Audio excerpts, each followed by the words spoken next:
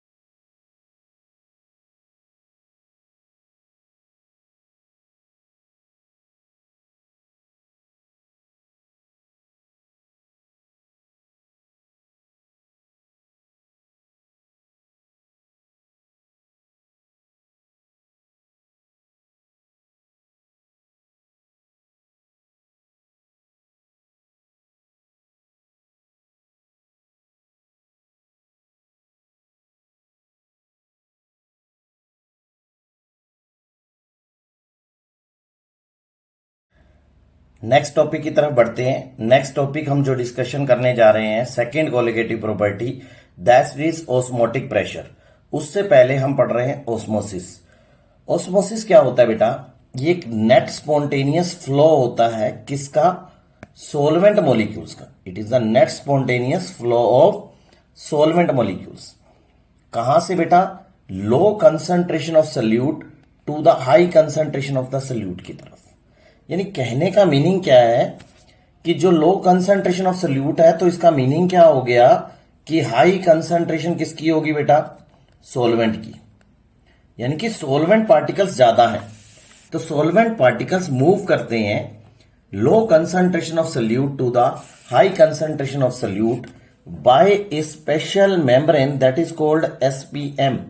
SPM की full form होगी semi permeable membrane. ये बेटा दो तरीके की होती है बेटा। एक होती है ऑर्गेनिक, दूसरी होती है inorganic. Organic like pig bladder, और इनऑर्गेनिक पोटाशियम,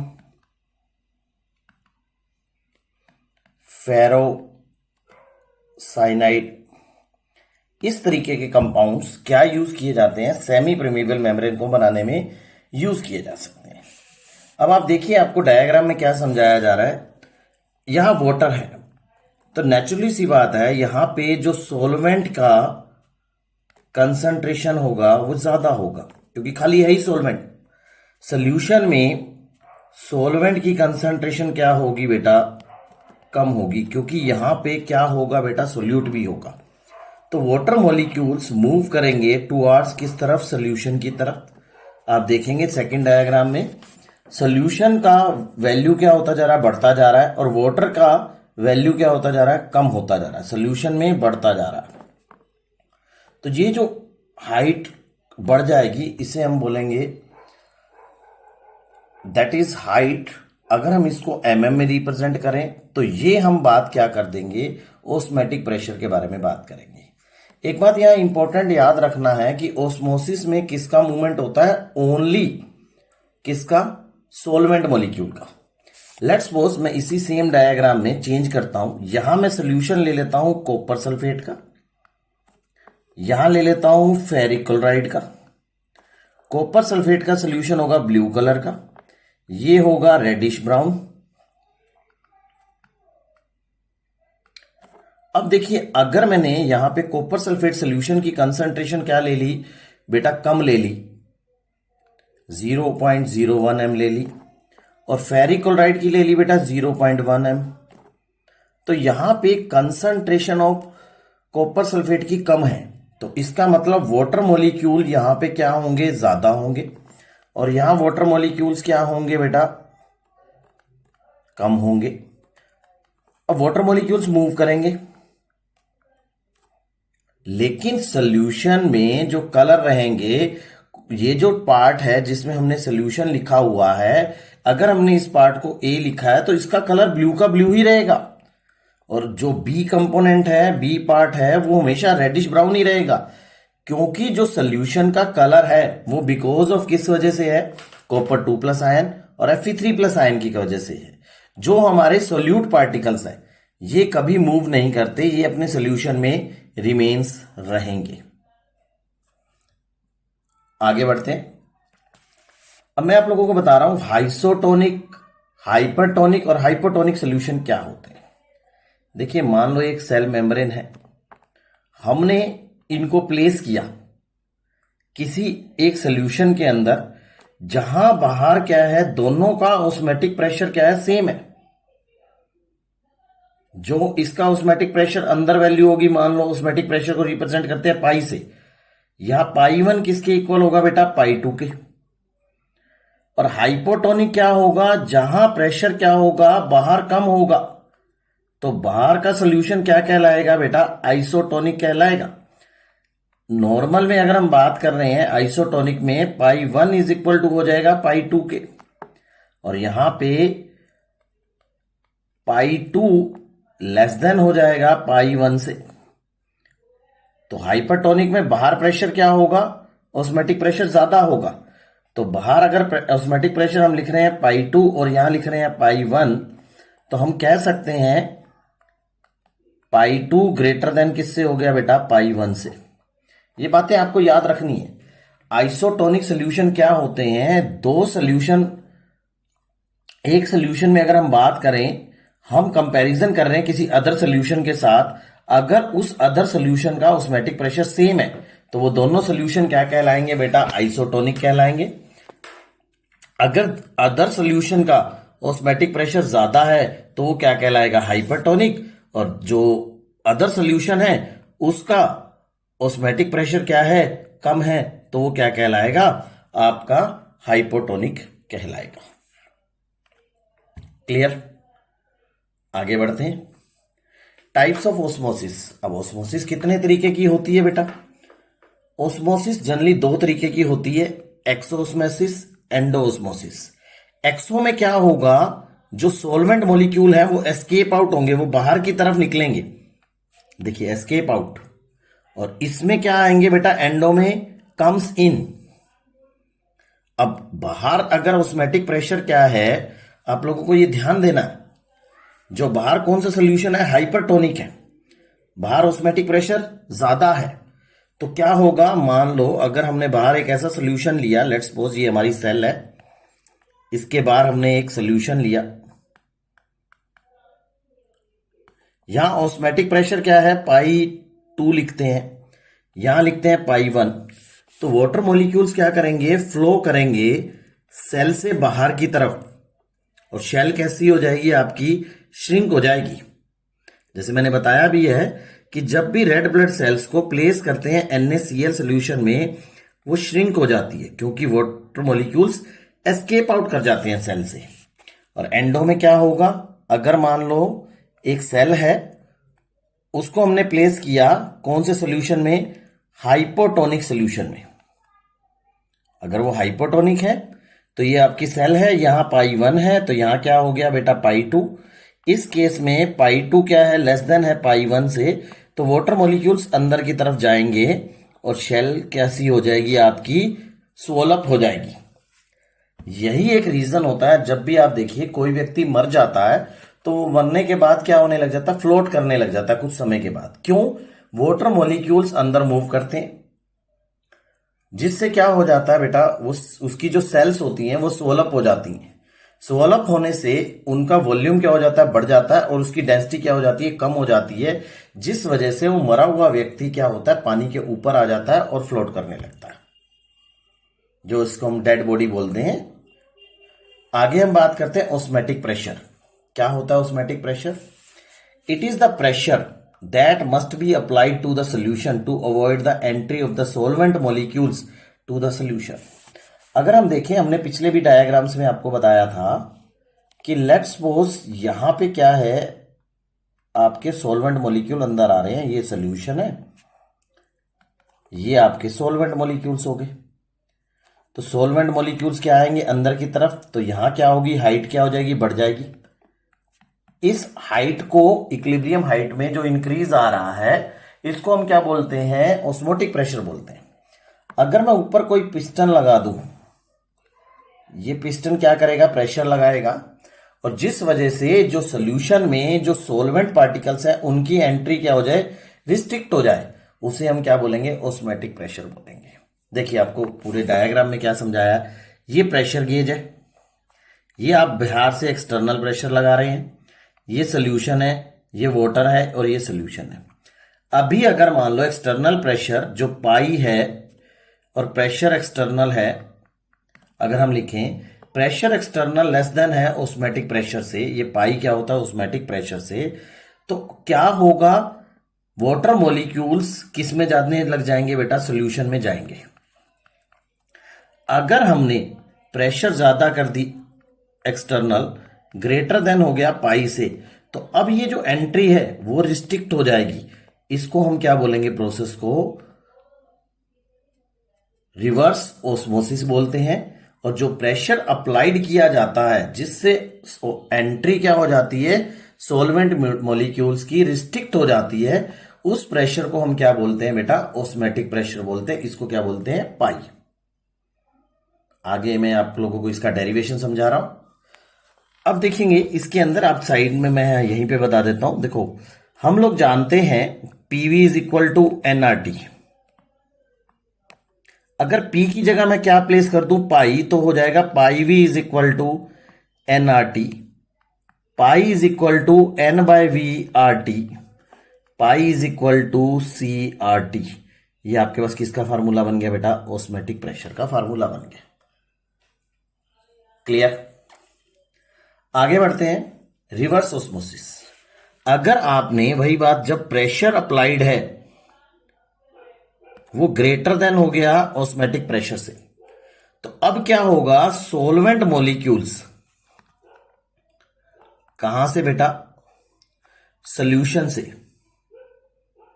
वो किस तरफ मूव करेंगे, प्योर सोलवेंट की तरफ, जिससे क्या प्रोड्यूस होगा, प्योर सोलवेंट प्रोड्यूस होगा। इस प्रोसेस को हम क्या बोलते हैं, रिवर्स ऑस्मोसिस बोलते हैं।